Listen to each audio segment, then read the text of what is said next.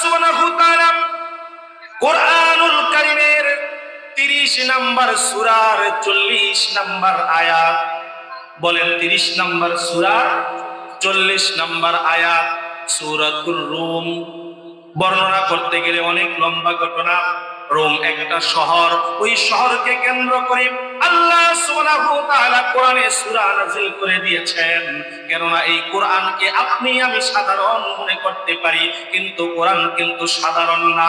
বর্তমান সময়ে আমরা মনে করি বিজ্ঞানের পাওয়ার বেশি, বর্তমান সময়ে আমরা দাবি করি ডিজিটাল বাংলাদেশ, কিন্তু আল্লাহ পাকের কোরআন, আল্লাহ পাকের এই লৌহে মাহফুজের কোরআন হলো সবচাইতে বড় ডিজিটাল, ঠিক কিনা? সবচাইতে বড় ডিজিটাল, সবচাইতে বড় আধুনিক, সবচাইতে বড় বিজ্ঞানের নাম হলো কোরআন। বলেন সবচেয়ে বড় বিজ্ঞানের নাম কি? এটা আমার কথা না, আল্লাহর কথা। আল্লাহ তাআলা সূরাতুল ইয়াসিনে বলেন, ইয়াসিন ওয়াল কুরআনিল হাকীম। আল্লাহ তাআলা বলে বিজ্ঞানময় কোরআনের কসম, সুবহানাল্লাহ। এই বিজ্ঞানময় কোরআনে আল্লাহ সুবহানাহু ওয়া তাআলা রোম একটি সূরা নাযিল করেছেন। এই রোম শহরের নামে আল্লাহ সূরা নাযিল করে এই সূরার 40 নং আয়াতে আল্লাহ আমাদেরকে কিছু মেসেজ দিতেছে, কিছু ঘোষণা দিতেছে। এই ঘোষণাগুলো শুনে আমরা বাড়ি যাব। রাজি আছেন ইনশাআল্লাহ? আল্লাহ সুবহানাহু ওয়া তাআলা সূরাতুর রুমের 40 নং আয়াতের মধ্যে বলে, আল্লাহুল্লাযী খালাকাকুম, তোমাদের সৃষ্টিকর্তা হলো কে? আমাদের সৃষ্টিকর্তা কে? আসমানের সৃষ্টিকর্তা কে? জমিনের সৃষ্টিকর্তা কে? আল্লাহ তাআলা বলে, বান্দা শোনো শোনো শোনো, তোমার সৃষ্টিকর্তা হলাম আমি। একটিবার তাকিয়ে দেখো, আমি আল্লাহ তোমাকে কত সুন্দর করে লাবণ্যময় করে দুনিয়ায় পাঠাইছি, ঠিক কিনা? আল্লাহ তাআলা সূরাতুত তিনের 4 নং আয়াতের মধ্যে বলে, লাকাদ খালাকনাল ইনসানা ফি আহসানি তাকওয়িম, আমি মানুষকে সবচেয়ে উত্তম সুরতে, সবচেয়ে সুন্দর করে তৈরি করেছি। সুবহানাল্লাহ, ঠিক কি না? আল্লাহ তাআলা সবচেয়ে উত্তম করে বানিয়েছে কাকে? মানুষকে। আপনি আমি কালো হতে পারি, আপনি আমি খাটো হতে পারি, লম্বা হতে পারি, আপনি আমি গরিব হতে পারি, ধনী হতে পারি, কিন্তু আয়নার সামনে যখন দাঁড়িয়ে যাই আমার চেহারা আমার কাছে অনেক অনেক ভালো লাগে, ঠিক কিনা? চেহারার দিকে তাকিয়ে দেখেন আল্লাহ তাআলা কত সুন্দর করে, চমৎকার করে, লাবণ্যময় করে আপনাকে আমাকে বানিয়েছেন। এই জন্য আল্লাহ বলেন, আল্লাহুল্লাযী খালাকাকুম, ও বান্দা, আল্লাহ রব্বুল আলামিন তোমাকে সৃষ্টি করেছে। আমি আল্লাহ হলাম খালিক, তোমার সৃষ্টিকর্তা। যখন তোমার কিছুই ছিল না, তোমার কোনো অস্তিত্ব ছিল না, তোমার কোনো নামগন্ধ ছিল না, আমি মাহবুব আলম সিদ্দিকী আজ থেকে 30 বছর আগে দুনিয়ার মধ্যে আমার কোনো নামগন্ধ ছিল না, আমাকে কেউ চিনত না, আমার কোনো অস্তিত্ব ছিল না। এই আমার অনিস্তিত্ব থেকে অস্তিত্ব যিনি দান করেছেন তিনি কে? তিনি কে? আল্লাহুল্লাযী খালাকাকুম, বান্দা তোমাকে আমি সৃষ্টি করেছি। সৃষ্টি করেই আল্লাহ এখানে কিন্তু আমাদেরকে শেষ করে দেয় নাই। আপনি আমি একটি ঘর বানাই, বিল্ডিং বানাই, দালান কোঠা বানাই, মাদ্রাসা বানাই, বানাই কিন্তু শেষ করি না। এখানে আমাদের অনেক দায়িত্ব আছে না নাই? আছে না নাই? ঘরটা বানানোর পরে দেখবেন প্রত্যেকদিন ডেটল দিয়া, সেভলন দিয়া ঘরটারে মুছে, ঘরটারে মুছে এগুলো পরিষ্কার করো যাতে জীবাণুমুক্ত থাকে। মানুষ পাড়া দিলে যেন বালু না লাগে। বৌমাকে শাশুড়ি আদেশ করে প্রত্যেকদিন ঘরকে মুছে রাখবা, পরিষ্কার করে রাখবা। মানুষ আসলে যেন বলে আমাদের বাড়িটা, আমাদের ঘরটা পরিষ্কার পরিচ্ছন্ন। কি বলে, ঠিক কিনা? বান্দা তুমি আমি দুনিয়ার মধ্যে ক্ষণস্থায়ী ঘর বানাইলাম, ক্ষণস্থায়ী তুমি আমি বস্তু তৈরি করে এখানেই শেষ করে দেই না, এটার যত্ন করি, যত্ন করি, যত্ন করি। আমার আল্লাহ বলে, বান্দা লাকাদ খালাকনাল ইনসানা ফি আহসানি তাকওয়িম, এত সুন্দর করে আমি তোকে বানাইলাম, এত সুন্দর করে আমি তোকে বানাইলাম, বানায় কিন্তু তোর দায়িত্ব আমি শেষ করি নাই। শোন রে বান্দা, আল্লাহুল্লাযী খালাকাকুম, আমি আল্লাহ তোর সৃষ্টিকর্তা। সৃষ্টি করার পরপরই আমি আল্লাহ সুম্মা রাযাকাকুম, তোর রিজিক দিয়ে দিয়েছি, ঠিক কিনা? আল্লাহ হলেন রাজ্জাক। বলেন আল্লাহ কি? রাজ্জাক, রিজিক দাতা। আল্লাহ তাআলা বলে সুম্মা রাযাকাকুম, বান্দা আমি তোমার রিজিক দিয়ে দিয়েছি। কোথায় রিজিক দিয়েছি রে বান্দা? মার পেটের মধ্যে তোমাকে আমি রিজিক দিয়েছি। যেই জায়গায় দুনিয়ার কোনো খাবার চলে না, যেই জায়গায় দুনিয়ার হরলিক্স চলে না, কমপ্লিন চলে না, ভিটামিন চলে না, কোন দুনিয়ার কোন বস্তু মার পেটের মধ্যে চলে না রে বান্দা। ওই মার পেটের মধ্যে অন্ধকার ঘোরের ভিতরে আমি আল্লাহ তোমাকে রিজিক দিয়া তোমাকে খাওয়ায়া বাঁচায়া রাখছি, ঠিক কিনা? মার পেটের মধ্যে আল্লাহ আমাদেরকে খাওয়ায় রাখছে বিদায় আমরা দুনিয়া আসতে পারছি, কি বলে ঠিক কিনা?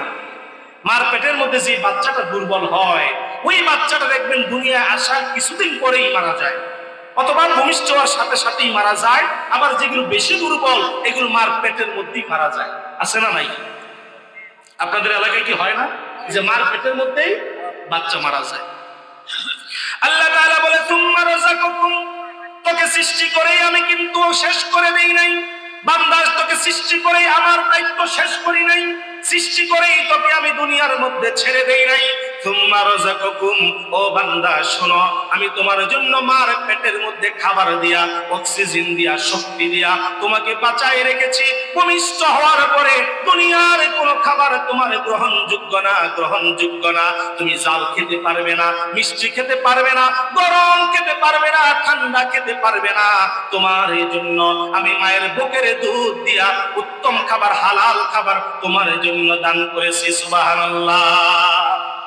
মায়ের একদার দুধের দাম কাটিয়া গায়ের চাম, পাপস বানাই নরিনের শোধ হবে না।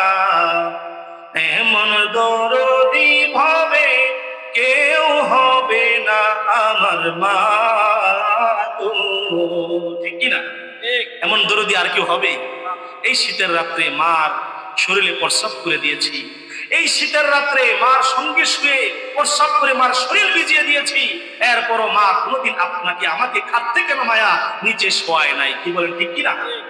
প্রসব বেদনা যন্ত্রণায় মা কত কষ্ট করেছে, তারপরও সন্তানকে বদদুয়া দেয় নাই, আল্লাহর কাছে দোয়া করেছে, আল্লাহ আমার সোনামণিটা যেন দুনিয়ার মধ্যে সুন্দরভাবে আসে, আরামে আসে, আমি মরে যাই কিন্তু আমার সন্তান যেন দুনিয়ার মধ্যে সুন্দরভাবে ভূমিষ্ঠ হতে পারে, কি বলেন ঠিক কিনা? আমি কি বলবো প্রসবের কথা, মা বিনে সেই ব্যথা কেউ তো বুঝবে না মা গো।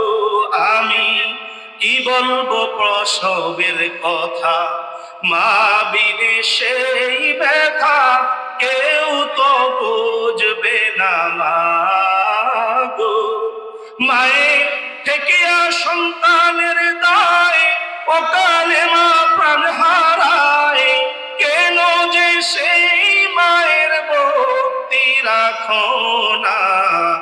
এমন দরদি ভাবে কেউ হবে না আমার মা গো, বলেন না, এমন দরদি ভাবে কেউ হবে না আমার। আল্লাহ সুবহানাহু ওয়া তাআলা বলে বান্দা সুম্মা রাযাকাকুম, আমি তোমাকে রিজিক দিলাম, আমি তোমাকে মার পেট থেকে কুল পর্যন্ত তোমাকে খাওয়ায়া খাওয়ায়া বান্দা দুনিয়ার মধ্যে আমি তোমাকে রেখেছি, দুনিয়ার মধ্যে আমি তোমাকে বড় করেছি। ও বান্দা শোনো শোনো শোনো, আমি আল্লাহ কত সুন্দর করে উত্তম রিজিক তোমার জন্য দিয়েছি। ও বান্দা শোনো, মার পেটের মধ্যে তুমি হালাল খাবার খেয়েছো, মার বুকের দুধ তুমি হালাল খেয়েছো, আবার পরকালে আমার জান্নাতে তোমার জন্য হালাল খাবার আছে না নাই? আছে না নাই? বান্দা শুরুতে তোমাকে খাওয়াইলাম হালাল, আবার মৃত্যুর পরে জান্নাতে তোমাকে খাওয়াবো হালাল। এবার মাঝখানে তুমি যতটুকু সময় পাইবা, 60 বছর, 70 বছর, 80 বছরের জিন্দেগি, এইটা কি হালাল খাইবা না হারাম খাইবা? কথা দিয়ে সবাই বললেন না, হালাল না হারাম? আজকে আমাদের মাঝে সুদের সয়লাভ আসে না নাই? বলেন আছে না নাই? আজকে আমাদের মাঝে সুদ কম না বেশি? বলে কি আমি সুদের ব্যবসা করি, কি বলে? সুদের ব্যবসা করি। আল্লাহ কি সুদকে ব্যবসা বলছে? ওয়া আহাল্লাল্লাহুল বাইয়া ওয়া হারামার রিবা। আল্লাহ বলেছেন আমি ব্যবসাকে করেছি হালাল আর সুদকে করেছি হারাম। আর আমাদের দেশে এক শ্রেণীর মুনাফিক শিলাটান করে বলে আমি সুদের ব্যবসা করি। বলেন নাউজুবিল্লাহ। আছে না নাই? হ্যাঁ, এই এলাকায় আছে। মনে রাখবেন সুদের মারাত্মক গুনাহ, সুদের মারাত্মক গুনাহ। আল্লাহর হাবিবের বর্ণনা অনুযায়ী সুদের ৭৩টা গুনাহ। বলেন কয়টা গুনাহ? ৭৩টা গুনাহ। সবচাইতে ছোট গুনাহ, সবচাইতে ছোট অপরাধ হলো মার সঙ্গে জিনা করা। বলেন নাউজুবিল্লাহ। মার সঙ্গে জিনা করা হলো সবচাইতে ছোট গুনাহ। অতএব এই সুদ থেকে আমরা দূরে থাকবো, হারাম থেকে দূরে থাকবো।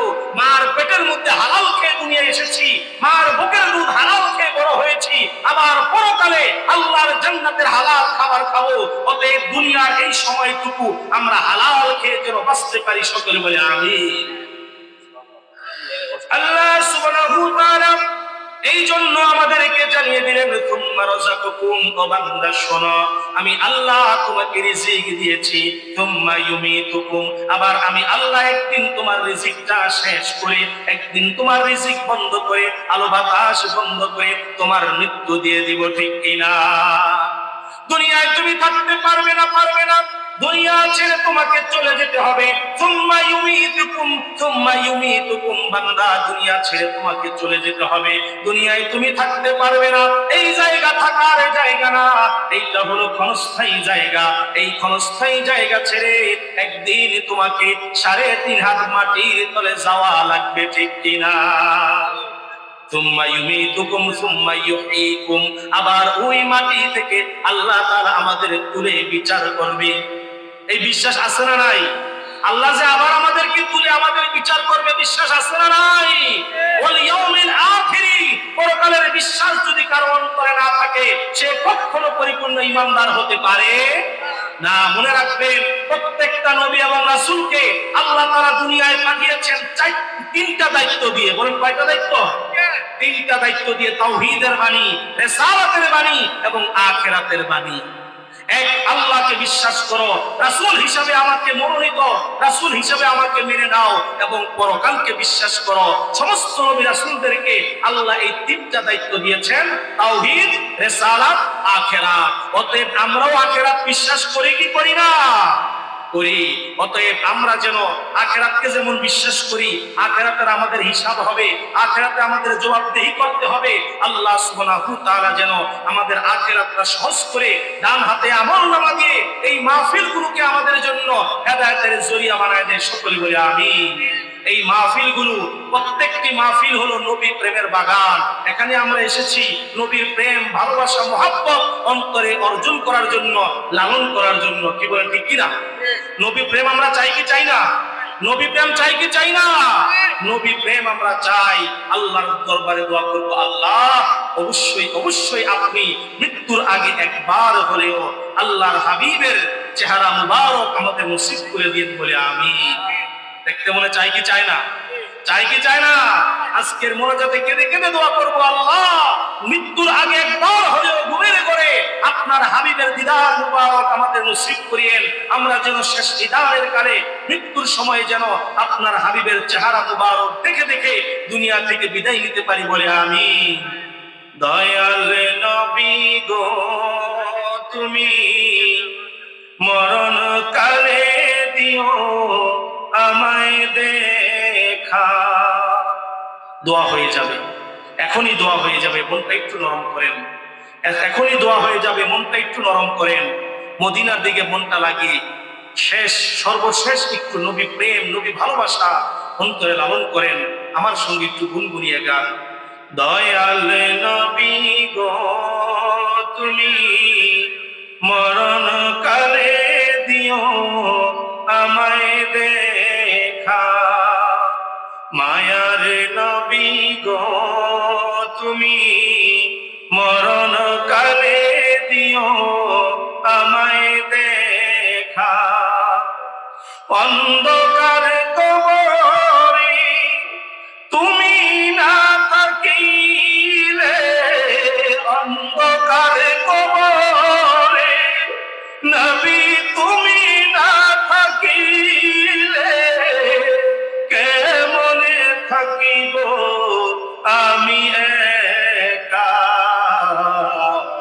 দয়ালে নবী গো তুমি মরণ কালে দিও মায়ারে নবী গো তুমি মরণ কালে দিও আমায় দেখা তুমি যদি হওয়া আমার বানাও তোমার নিদান কালে থাকবো না রে ইয়া রাসূলুল্লাহ তুমি যদি হওয়া আমার বানাও তোমার নিদান কালে থাকবো না রে ওগো নবী দয়াময় যদি তোমার দয়া হয় ওগো নবী দয়াময় যদি তোমার দয়া হয় নিদান কালে দিও আমায় দেখা